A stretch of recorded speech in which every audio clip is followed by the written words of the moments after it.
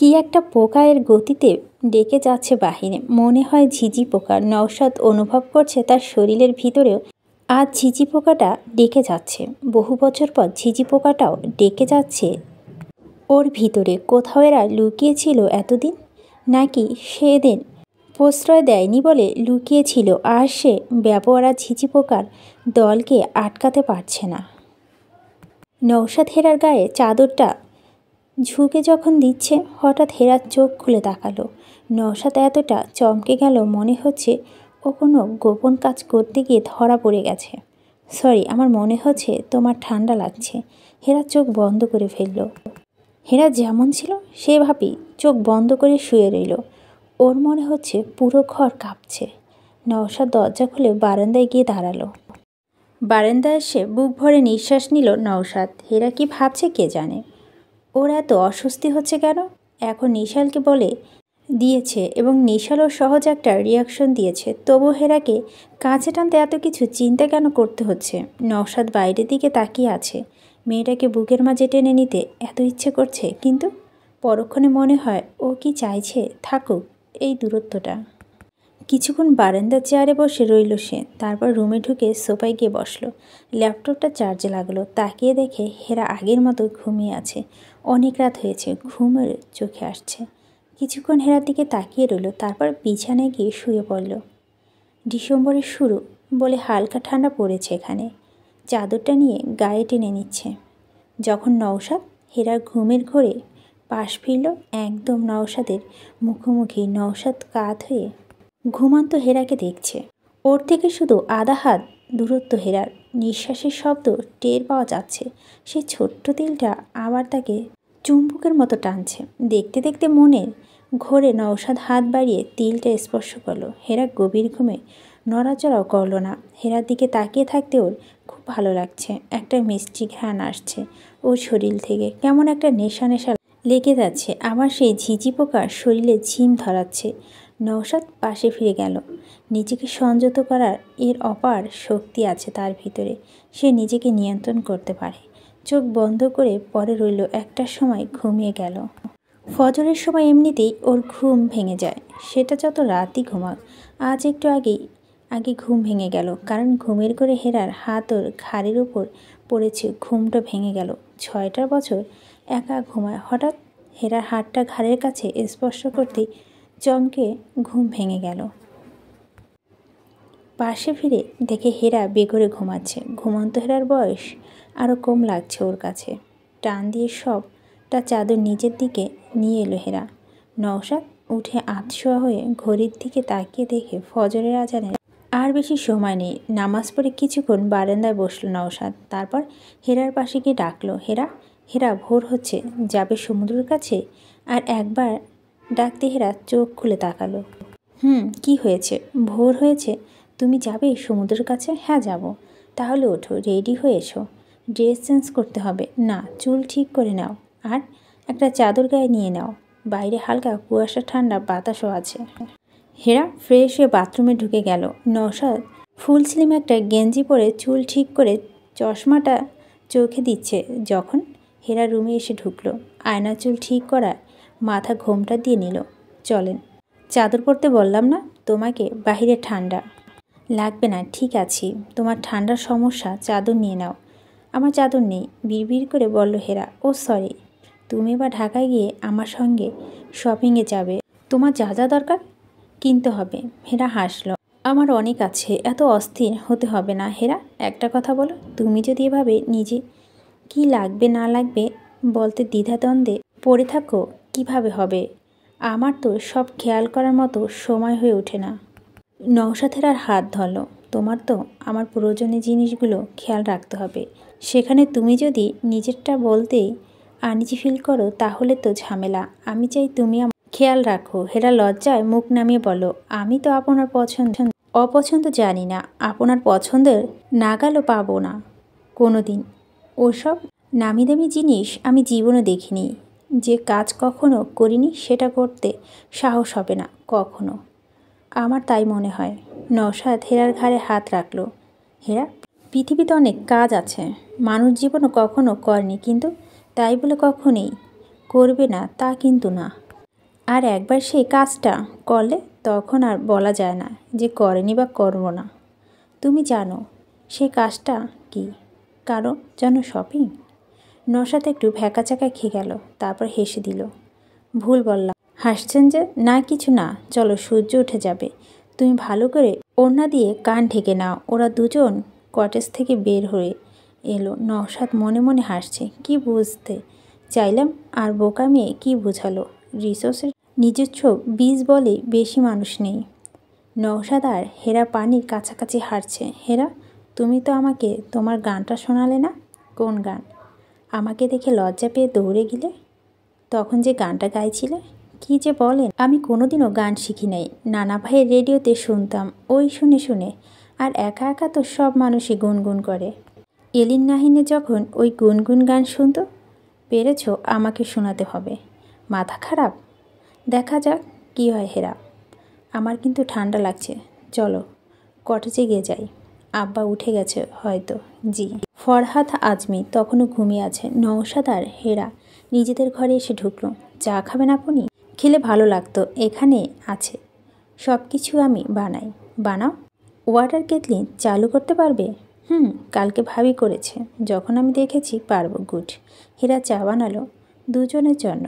নওশাদের দিকে কাপটা বাড়িয়ে দেওয়ার সময় দেখে নওশাদ মোবাইলে নিশালের ছবি দেখছে। নিশালের খোঁজ নিয়েছিলেন এরপর? হ্যাঁ, ওর কলেজে অ্যাডজুটনের সঙ্গে কথা হয়েছে। শরীর ঠিক আছে, পড়াশোনা নিয়ে ব্যস্ত। সামনে ওর এইচএসসি পরীক্ষা। আসবে এ মাসে 10 দিনের ছুটিতে। মাত্র 10 দিন? তারপর আবার কবে আসবে? একেবারে পরীক্ষা শেষ হলে। অনেক দিনের ছুটি। ওকে বললাম এবার ছুটিতে চলো আমরা দুজনে ঘুরতে আসি কোথাও। রাজি হলো না, ওর পড়াশোনার প্রেশার আছে বলল। ও খুব সিরিয়াস পড়াশোনা নিয়ে।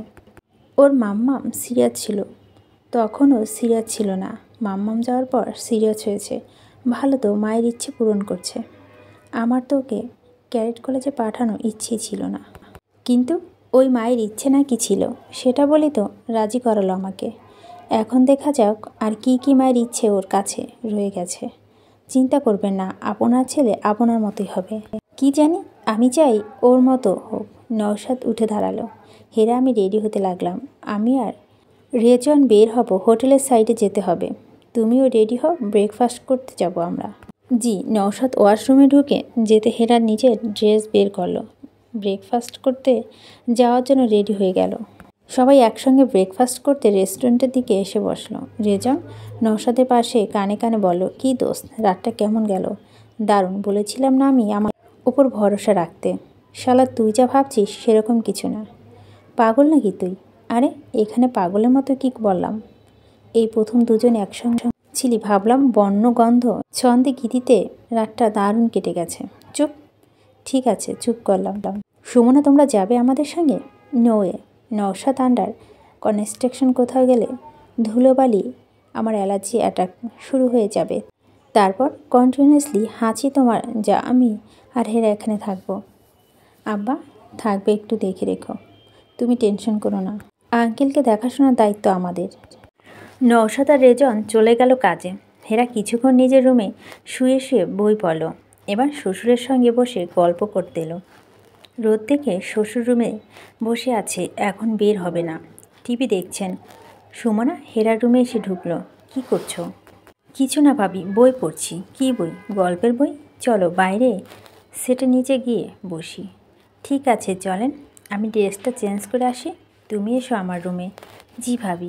সুমনা যাওয়ার পরে হেরা নিজের রেডি হলো। সাদা জমিনে চিকন একটা লাল পাড়ের শাড়ি পরে, সঙ্গে সিঁদুর লাল ব্লাউজ। শাড়িটা এলিনের। এই শাড়িটা গুছিয়ে দিয়েছে হেরাকে। হেরা এই ব্লাউজটার সঙ্গে পরতে বলেছে। খুব সুন্দর লাগবে নাকি ওকে? ছবি তুলতে বলেছে অনেক, কিন্তু নওশাদকে দিয়ে নিজের ছবি তোলার কথাও জীবনও বলতে পারবে না। হেরা সুমনার রুমে ঢুকতেই সুমনা বলল, তোমাকে খুব সুন্দর লাগছে। সাদা শাড়িতে হেরা এলিনের শাড়ি, এটা সুন্দর। আমিও তাহলে শাড়ি পরি।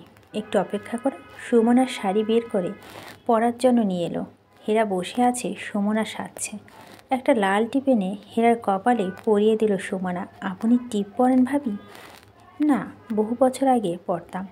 কয়েকদিন আগে আত্মীয়র বিয়েতে গেলাম, তখন গায়ে হলুদে দিয়েছে টিপের পাতা, ব্যাগে রয়ে গেছে। দেখে মনে হলো টিপ তোমাকে দারুণ লাগবে।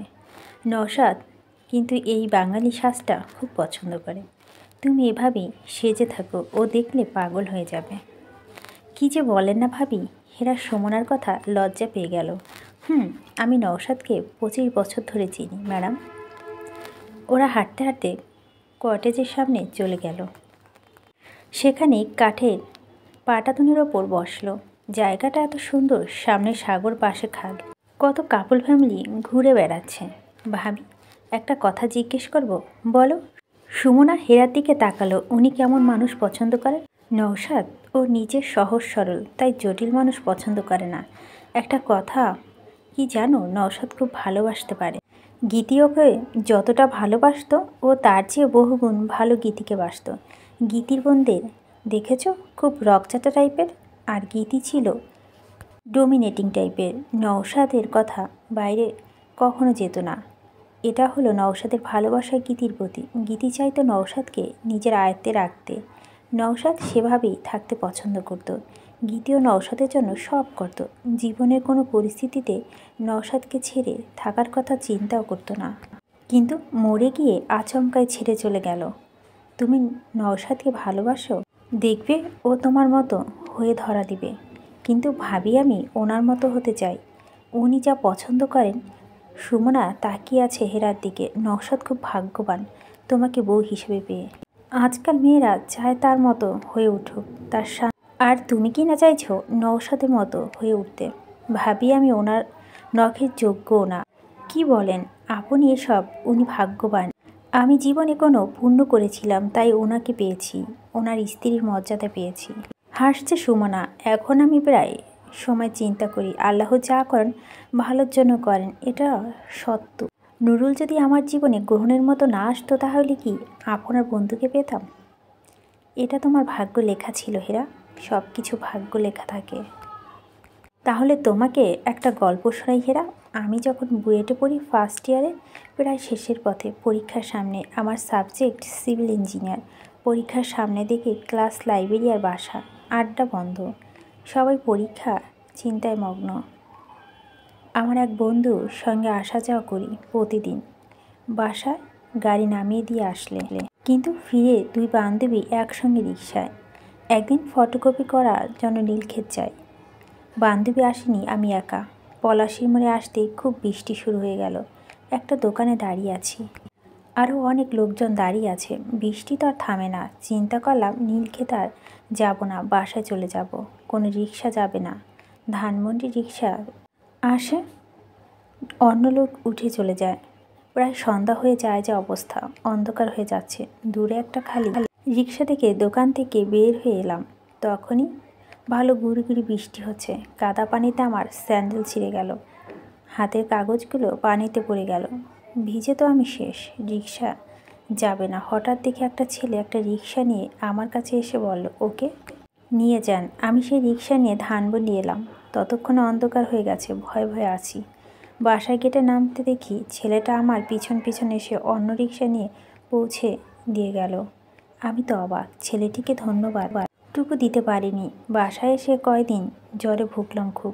ছেলেটা কথা খুব মনে পড়ছিল, কিন্তু জানি না কোথাকার ছেলে। পরীক্ষা শেষ হলো, নতুন ইয়ার শুরু হলো। একদিন এক ফ্রেন্ডের মাধ্যমে আর্কিটেকচারের কিছু ছেলের সঙ্গে পরিচয় হলো। হঠাৎ একজনকে দেখে মনে হলো একে কোথাও জানি দেখেছি।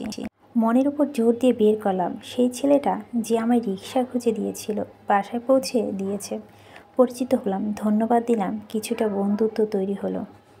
আর্কিটেকচারের 3-4 জনের সঙ্গে দারুণ বন্ধুত্ব তৈরি হয়ে গেল। কিন্তু সেই ছেলেটার সঙ্গে আমার বন্ধুত্ব যতটা বেশি হলো, তার চাইতে বেশি, সবচাইতে আমাকে মুগ্ধ করে দিতে লাগলো। সে খুব ভালো ছাত্র। ডিপার্টমেন্টের স্যাররা তাকে খুব পছন্দ করে। কথা বলা, কবিতা আবৃত্তি, গান গাইতো সুন্দর। বন্ধু মহলে সবার মধ্যমণি। আমি ওর প্রেমে পড়ে গেলাম, কিন্তু কিছু বলি না, শুধু মুগ্ধ হয়ে তাকিয়ে দেখি। কিছু বলার সাহস ছিল না আমার। একদিন জানলাম ও একজনকে ভালোবাসে। তখন নিজেকে গুটিয়ে নিলাম। গুটিয়ে নিতে গিয়ে ধরা খেয়ে গেলাম। ও কিভাবে বুঝে গেল, প্রশ্ন করতে নিজেকে ধরে রাখতে পারলাম না। স্বীকার করে ফেললাম ওকে ভালোবাসি। হেরা প্রশ্ন করলো, ভাবি মানুষটাকে বলো তো হেরা, কে সে? আমি বুঝতে পেরেছি সে কে। হেরা মুখে স্মিত একটা হাসি, ঠিক ধরেছ, নওশাদই সেই মানুষ। তারপর আর কি, ওর বন্ধুটা আমার কাছে অনেক বেশি প্রিয় ছিল। ওর ভালোবাসা চেয়ে তাই আজও বন্ধু হয়ে আছি। আর রেজন ভাই